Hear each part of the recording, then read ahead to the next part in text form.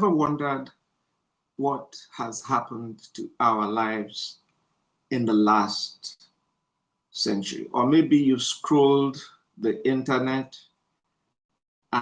and you do not appreciate, oh no, what is going on here. So sorry.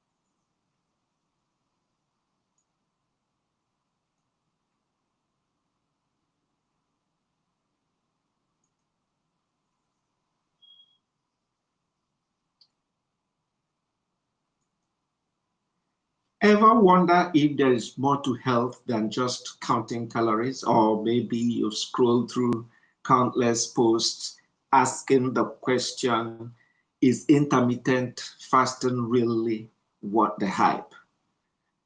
Welcome, my friends. This is Optimal Health Talk by Dr. Rubina. And today we are going to dive into the most powerful and often yet misunderstood tools in human history. And as a medical doctor and lifestyle physician, it is one of the things I found fascinating because this is not just another trendy diet hack. Intermittent fasting is a practice that is not just woven into our DNA, it is woven into our spirituality.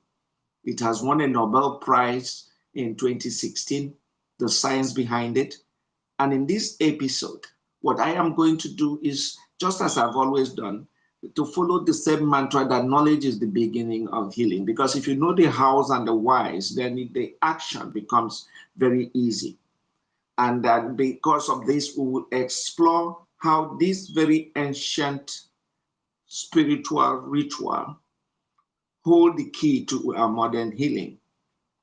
I will expound on the factors that I believe that you need to know, which is that intermittent fasting is what is engraved in the Lenten season, the Ramadan, the Jewish Yom Kippur, and of course, why Buddhist monks have to stay away from food over a period of time.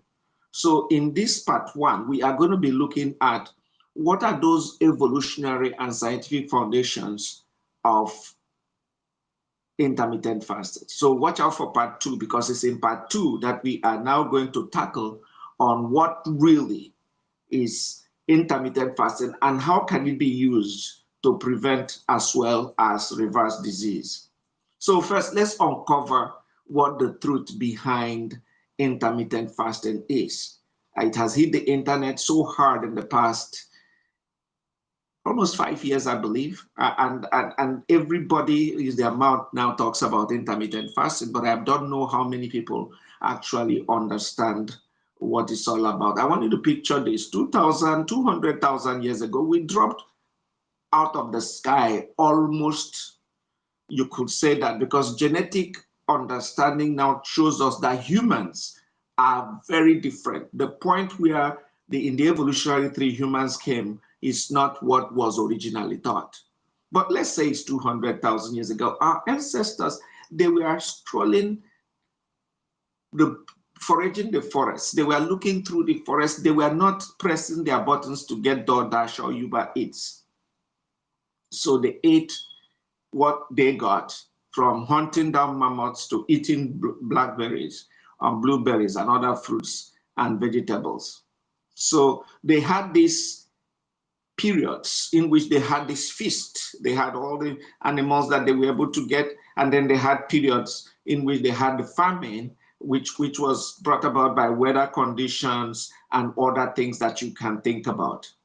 So it was not something that just came out of the sky. They so-called, and I will always mention this, there was a feast and famine cycle that was our forefathers knew about, our ancestors knew about. These so-called feast famine cycle was over time by epigenetics engraved in their genes. So the ones who eventually survived through that were the ones who natural selection had brought out to become us. So we are the ones who have those genes that could survive the fast and feast cycle that is now known as a genetic blueprint in humans. So buckle up, because we are going to embark on a fascinating journey today. We are going to talk about some of those genetic conditions that I mention all the time, and the things that have brought about this buzz about intermittent fasting. You see, as a young medical student, I have always been fascinated by what is it that makes our body work in the harmony, what is called homeostasis in physiology. Our body is a perfect machine. I knew that from very, very young as a medical student, and that has driven me to where I am today. So you're going to buckle up, and we're going to talk about this. In 1962, I think it was 1962, a young man, a young geneticist called James Newell, his name is James Newell, he proposed that there were genes in our body that has been helping us, to store fat when we are in good feasting moment, when we are eating well, when we're in abundance. And it was what eventually will save us in periods of famine, when we didn't have anything. So fast forward to today, he was so ingenious in 1962 to have thought about this. And that was just before or after Watson and Crick discovered the DNA. And fast forward to today, what has happened is that we are now drowning. We are almost literally drowning in feasts. Very few areas in the world where you still have people who go into famine. But this is what is going on. We are constantly storing fat. Our body, those thrifty genes that we were made to have, which was depending on the fast and famine cycle, those thrifty genes are swimming, they are screaming, store fat, store fat. And so it is constantly, our body is storing the fat, waiting for the famine season, which is not coming. And that's what the epidemic obesity is all about. What I want to open our eyes today is, I want you to look back a little bit, because there are some that are very, very close to us. I come from a part of Africa with a tribe called the Igbo. I know about our eating habits before I was growing up. Or have you heard about the is it the Puma or Pima or Pima Indians?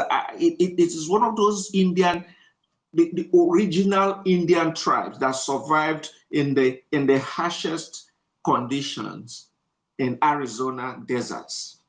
And their lives in those days was intertwined with an unforgiving desert conditions and landscape that made it difficult for them to have the same type of fish that we are having today. But fast forward, we are now seeing it is a stark example of the devastating confidence and consequence of this dietary shift, because in the same people who thrived for hundreds and hundreds of years in those environments did not have cancers, did not have diabetes. Fast forward today, their body have begun to adapt. Their genes have begun to feed on the same environmental conditions where food that was scarce and where physical Activity was necessary. Their bodies are now adapting to what these thrifty gene conditionalities that enable them to store this fat for plenty. And this is what has happened in their 21st century children. The primal way, with the influx of the American food, refined carbohydrates, sugar-rich drinks, and traditional American diet have replaced the ones that were highly low in those carbs, but high in the phytoproteins that were provided by plants. This sudden shift have programmed and stored them that you are now seeing metabolic conditions like diabetes, obesity, and of course cancer in the same Indians. Fasting is not a punishment. We now realize why it is thought to be a spiritual ritual. I want to say this very, very clearly, that those of us who also have some spirituality in our practice do understand strongly now why fasting was included in the spiritual and, of course, the health habits and rituals of most ancient religions. Because it is by mimicking this ancestral eating pattern that we are not just, if you want to do that today, you are not hacking. Don't call it any hack. You are not hacking into your biology. You are coming home to it, because that was originally what it was supposed to be. Now, let's shift gears a little bit from the genes to the genius of the spiritual kind that we are talking about, that every major religious body on earth right now, from Islam to Hinduism, somehow we have found have included fasting and weaved it into the fabric of their belief systems. As we are talking today we are in the Lenten season of Christianity. About the same time you have the Ramadan, that millions of Muslims from around the world, from dusk to dawn, cultivate this period of gratitude of the time they feasted. And they also include discipline, that they are able to hold back their body from continuously feasting. The same thing Christians do. The Christians will give up their indulgence for 40 days and just like Jesus Christ, their leader, the leader of Christianity, the Lord and Savior of Christians, who went into the wilderness for 40 days and 40 nights. And the Jewish tradition of Yom Kippur has stayed for 24 hours seeking atonement for their sins. And then the Buddhist monks, you know that the Buddhist monks from time to time will go into a period where they sharpen their mindfulness by detaching from everything that is earthly, including feeding. Is that coincidence? Do we really think that this is coincidence? It is not coincidental, because we now understand that the rituals they share is that less is more. The less food you eat, the more clarity you have, the less distractions you get, and of course, the more you are connected to the greater cosmic scheme. Because if you understand how the science, which I'm going to slowly expound, influence the brain, and knowing that the brain is the radio transmitter of human being on earth with the greater cosmic scheme, we know that the Nobel Prize of Physics in 2022 was won on quantum entanglement. And quantum entanglement, for the first time, I began to see the interconnectivity of the quantum field of everything that belongs in the universe. We are part of this universe, and we are part of that cosmic scheme. So these religious bodies knew this. They understood what we are struggling to want to take today. So the philosophers of our time, we all know about them. We do know that some of them, because of the deep wisdom they possess, they knew this. So Socrates, for instance, was said to have said that it is bad men that live to eat, but good men eat to live. So what goes into your mouth, which is another mantra of the School of Healthy Lifestyle, which is the mouth, muscle, and mind. That's the 3 M's of health. That when everything that comes into your mouth is very, very important to the outcome of your health. So it turns out that fasting is not just about this quiet piety of Christians and, of course, all religious bodies, but it is a primal pragmatism that all ancient religions have come to know. They intuitively tap into what science is now beginning to prove. And this is what is important to know. They are correct. They are right. They know more than we do about us and our own relationship with not just ourselves, but with the external environment. So that is why this young man from in 2016, his name is Yoshinori Oshumi. He won the Nobel Prize of Medicine and Physiology, expounding the science that tells us about it all, the science of autophagy. In our autophagy, if you want to understand what it really, really means, it's a Greek word, auto. Auto means self, and phagos means eating. It sounds gruesome, right? But it's not that gruesome. Because that's where it gets fascinated. It's so fascinating because when you look at this guy and the work he did to find out that our body have this intricate capacity just based on the same 50 genes, we are now beginning to discover the connections. That these same 50 genes, we are related to another group of a gamut of very beautiful orchestrated genetic pool that create metabolic pathways in our body. That when you fast for between 12 to 36 hours, your cells don't just panic. They don't panic. They throw a molecular house party. And guess who are the guests? These same metabolites I'm talking about and the genetics of it.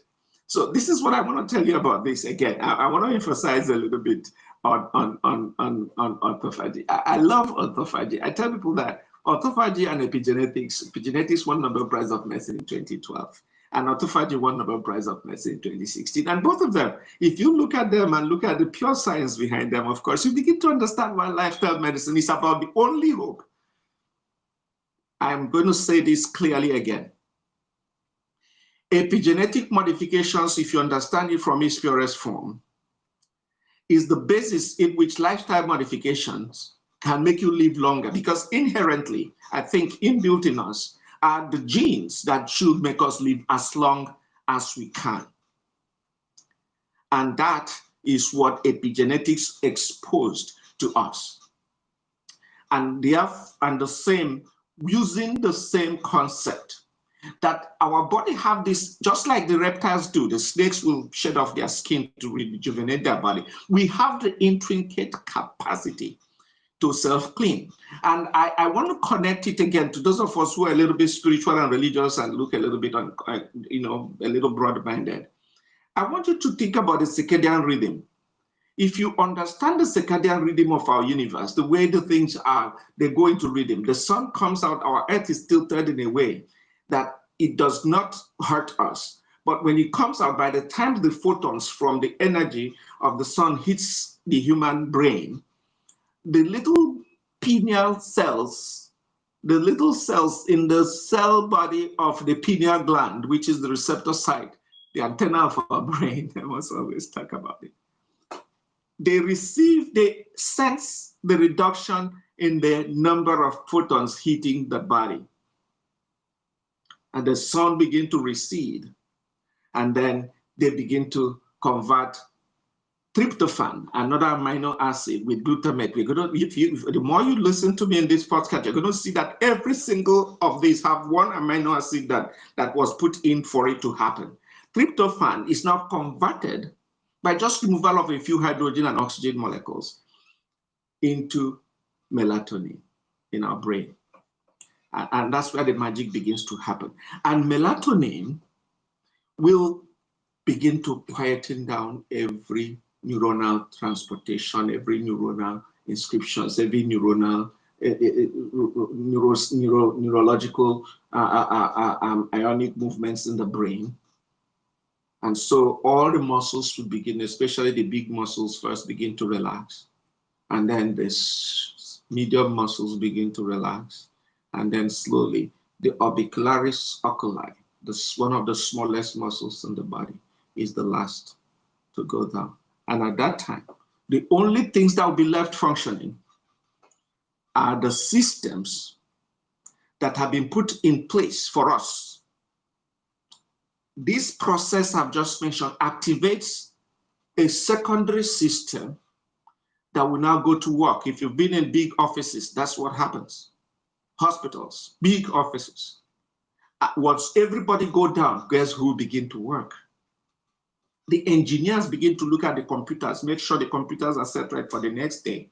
The cleaners begin to clean. They look at the toilets, they look at the floor. They begin to clean out every mess. They begin to arrange the offices in perfect order, preparing for the next day. That's what happens in our body. Over the next 10 to 12 hours, the body is put into the mode of cleaning. And then as the sun begins to rise, after 10 to 12 hours, we now understand the reason why that happens is that we are sleeping, we are not eating, we are in fasting mode. And then at that time, the sun begins to rise again, the photons begin to increase, and then the pineal gland picks it up. What does it do? The pineal gland now accepts a couple of hydrogen atoms and fixes a lot of oxygen atoms to form another very important hormone, neurotransmitter that's called serotonin. And serotonin, with the supraoptic chiasma sensing these photons, will begin to produce that wakeful moment that we have. And that's when we wake up.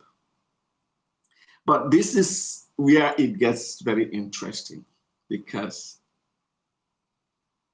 as the squad of these genes and these proteins are playing around, there is a squad, special squad that is waiting in the wings, waiting for that moment.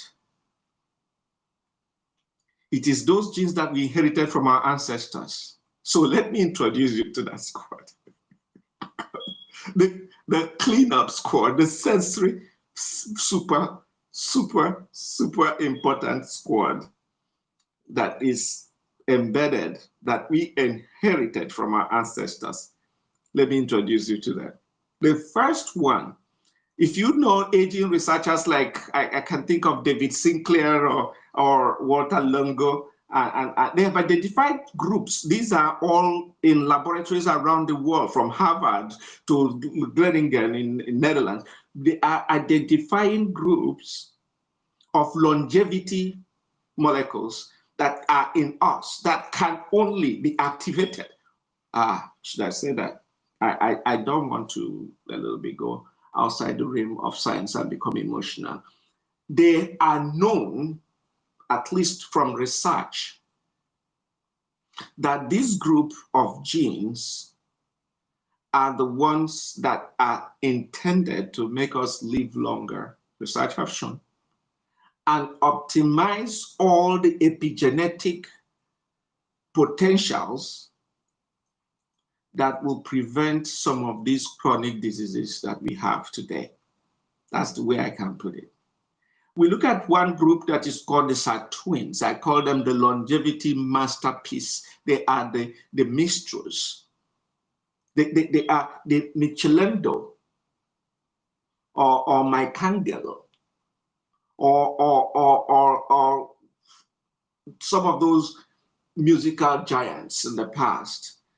But what they do is that they begin to create this beautiful, orchestrated repairing of this complex thing that springs around our gene called the DNA. They begin to sculpture their way around it. and they begin to spray out some that are bad, spray out those, turn around the proteins to present the ones that are good for replication and, of course, translation and formation of proteins.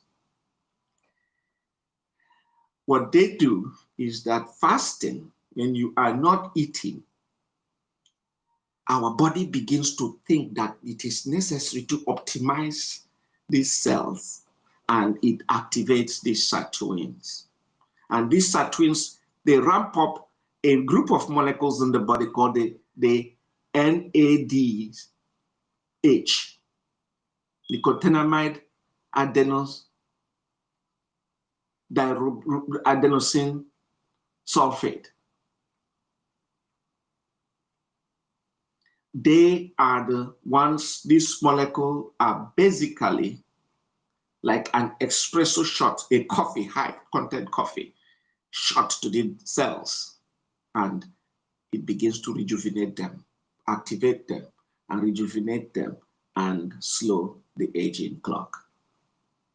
We now know, that's why I always tell persons whether aging is the disease, that's another thing altogether. However, it is the aging process. If you look at what another guy called Cortez had done in the past, what he called the hallmarks of aging, you realize that the whole of those hallmarks of aging, from the epigenetic changes that to genomic mistakes that happen during the process of aging, to stem cell depletions, to telomere shortening, telomere shortening due to lack of telomerase. If you look at all of those, they are things that generally tend to make us live the way we live now, which is not good. So most of us are not likely going to live more than 120 years. But if you optimize them, we now understand that we have the capacity to live that long. So the cellular rejuvenation is triggered by fasting, which in itself triggers this group of minstrels, longevity minstrels that I call the sirtuins. I know that Michael Sinclair loved them. He works so hard in his laboratories with his group of researchers on some of these molecules. And if you see some of the things that they have found out about the aging process, it will amaze you. The next group of molecules is another guy called mTORs. mTOR simply starts because there's this molecule called rapamycin, which was originally used in giving people who to stop them from rejecting transplant. Rapamycin was found to actually make people live very long. It is still in the laboratory phase. Nobody is using it officially. However, we know that it has the potential from all the 1.5 millennia of genetic pool that has been done. It is shown to improve the markers of aging. And so mTOR, which is mechanistic targets, which is where it is now known that the rapamycin act on. The mechanistic targets of rapamycin, that's what this group of genes are called. When you are feasting, mTORs, these groups are shouting, build, they repair, they build, they keep building, they build cells, they build new cells, they build new molecules, they build everything, they are building. But during fasting, it shuts down this mTOR, and there will be no more construction noise. And so what it tells all his crew now, hello guys, it's no longer time to build. You better slow down. We are going to clean up. Let's clean up. Just like in every construction, you begin to clean up. And so mTOR fasting actually down-regulates mTOR. And when you down-regulate mTOR, what you now do is to trigger the cleanup process of autophagy. Then another group are called the AMPK. AMPKs are the same group of what I would call the energy detectives. They are the ones that sense when we are eating too much and producing a lot of energy. So they tend to help our cells think before it acts. It wants to know. It's like a switch. Is this guy in the feasting mode or is he in the fasting mode? If he is in the feasting mode, he's saying, oh, hey, reuse, recycle. And when he is now in the thrifty mode, where you are having the fasting or lack, then it will now boost autophagy to begin to burn all the things that were stored originally for energy. We think, I'm going to say this lightly before people begin to overtake it. One of the molecules that is being looked at in the future, we are going to look at it continuously, is already on your shelves, and people who have diabetes are taking the metformin. Is a fast mimicking tablet. It's a fast mimicking molecule. In fact, it is known that it is metformin. That is why metformin is not just used for diabetes. It can be used in all the things that will reduce. It is a cleaning agent. It triggers autophagy. And that's how it works in most. That's why it's not just for diabetes. It's used for all the other things that you can use it for, including PCOS and other metabolic conditions that need cleaning up of the sensitivity to the hormones. So metformin is a molecule that actually fast mimics and trigger the formation 5-AMPK especially, that it inhibits. So it is very important to understand that these molecules are all triggered when we are not eating. The other one are FOXO. FOXO are resistant guru. I call them the stress response gurus, because they are the ones that it is when your body is under stress. That is why we now have a pure science, another science which I tell people is called hormesis. Hormesis is another science. You now see people doing it. The person that made it very, very, very popular is this guy that usually walks on snow barefoot, and he's able to go into places wearing shorts and all that. It thinks that if you put our body under pressure, immense stress, intentionally, it causes the body to have no choice but to trigger this set of genes that eventually fight the oxidative stress and then begin to repair, put the body in a repair mode. That's why people now go to do things that will make them stressed, like putting yourself suddenly in the morning, going to jump into a cold water or ice water and all of that. The principle of hormesis is based on these little genes, but fasting becomes a part of that same pressure that once the body senses that you are in that mode, it does nothing but trigger the gym membership that eventually strengthens your cells and the resilience of your cells to further stress. And that's how fasting begins to affect our immune response. And so here's the kicker. It's important that I get this a little bit out of the way. Our ancestors had this fasting ritual that didn't stab them into enlightenment. It didn't just do that. It was just the way they had interpreted it because of the feeling they had when they were fasting. And that is where the religious ritual of Ramadan, Lent, Yom Kippur, and the Buddhist fast, we believe, started. So I want to say this to everybody who is watching this podcast today. I want us to all play the same thing. We play into the same agents. I want us to put on that same play button that will trigger the sirtuins, silence the mTORs, and hit the 5-MPK and trigger it to go into action, and the same thing as the FOXO. So why does this matter to us? Because I have always mentioned in my podcast that now that you understand some of the little, I try not to delve into the depth of the jargons of science that will make it a little bit too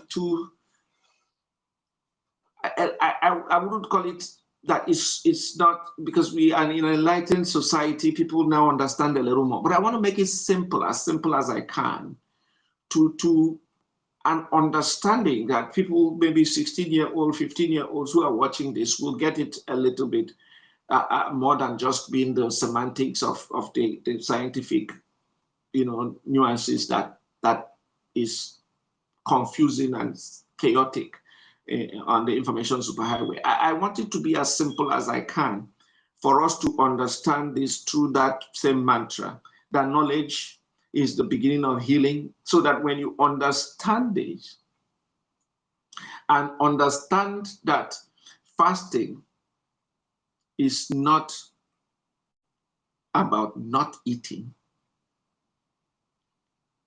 it is just rewiring your genetic code. I want to say this again. When you understand that fasting isn't just about not eating, that it is deeper than that, that fasting is equivalent to rewiring your genetic code, then you no longer see it as a quick fix. You no longer follow the trend. It is not a hack.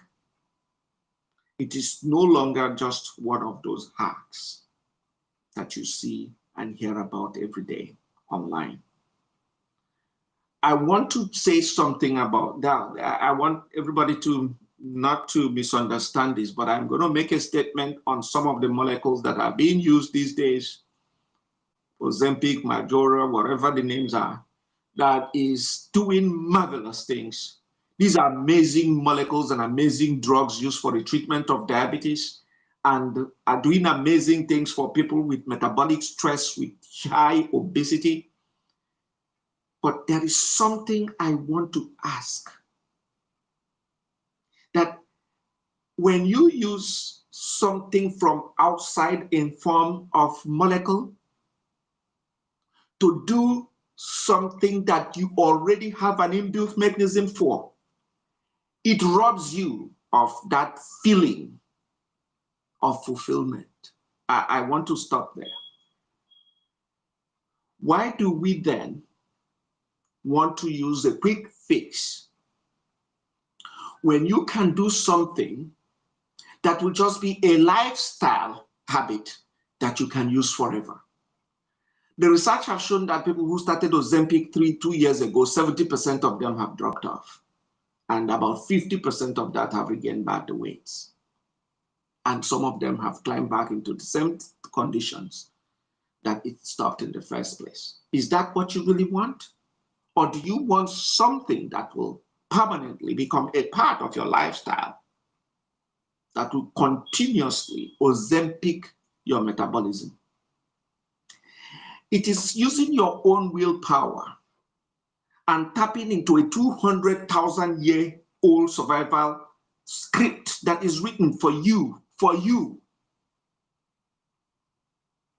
The one that scrubs your cells of disease, cleans up your cells from junk that will lead to Alzheimer's, dials down your aging process, that somebody looks at you, you don't have flaps on your skin, you have a fresh looking, very, very natural looking cells. And most of all, guards you against the 4 deadly diseases we now know that are foraging our current generation. You will find out why in the next episode that I'm going to make about that. It is the most potent metabolic drug. And of course, it is free.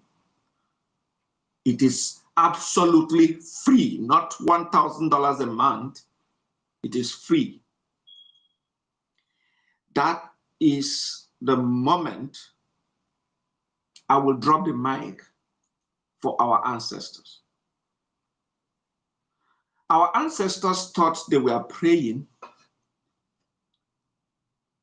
It turns out that they were biologically hacking their body into connecting to the greater powers automatically. So those of you who don't want to be spiritual, it's okay, but that's exactly what it's doing. When I remember I have put it down that I'm going to do an episode on quantum entanglement, what we understand as spirituality. There are 4 forces that govern our universe. It is the earth, depending no matter which planet you are on, where you're standing. It is fire. It is wind or air. It is water. And it is void, the Bible and other religious books call it. The void that we think was this emptiness, we now know that it is a field that is teeming with energy. And that's what every ancient religion taps into. We will talk about it from a scientific standpoint. I want to make sure people understand that we're not going to talk about religion. We're talking about science, medical science, not just about from a scientific perspective, from a medical science, life science perspective. So what I want us to talk about and completely understand from all that I have just said today is that fasting is in our blood, but it is also in our soul. It is the bridge between the survival instinct that our forefathers had and we still inherited, and the spiritual awakening between the Neolithic or the ones in Sahel caves in Africa to the Nobel Prize winning laboratories of our modern time. So tell me about it. What are you going to do about this? How can you harness it today? Can fasting actually do what it is said to be in theory? Reverse disease, diabetes, obesity, cancer, Alzheimer's? That's the $1 million question. And that's going to be the focus of part 2. I want you to listen out, because if you are hooked on this, you better subscribe and share. And then I want you to hit on that notification button so that when the next part is brought about, I want you to share it with someone who have tried every diet. There must be somebody you know who have tried every diet under the sun and still have not been able to make a headway. Because next episode, we are going to roll up our sleeves and we are going to turn this theory into action. So until then, I want you to ask yourself, what would your ancestors, what would they do faced with all that we have today? So gentlemen, I thank you for joining me once again. I am still learning. I want to make sure I get it very clear. I'm still learning in this podcast. There are so much I think people I've read a lot of comments from people who are watching and some of the things they want me to improve. I remember what that makes it very, very exciting. Somebody says you should try and be more of yourself and not be a teacher. I have been trying. I don't know how to do this. The reason why it has not gotten to that point is because I'm doing this, talking to you for now, because I'm lining up people who we are going to be calling from time to time to seek their opinion. Maybe during the discussion, and then I'll become the one that everybody wants me to be. For now, there is that instinct in me that wants to let you know what the fundamentals are, and I take it as a serious business. Thank you very much for listening to me today.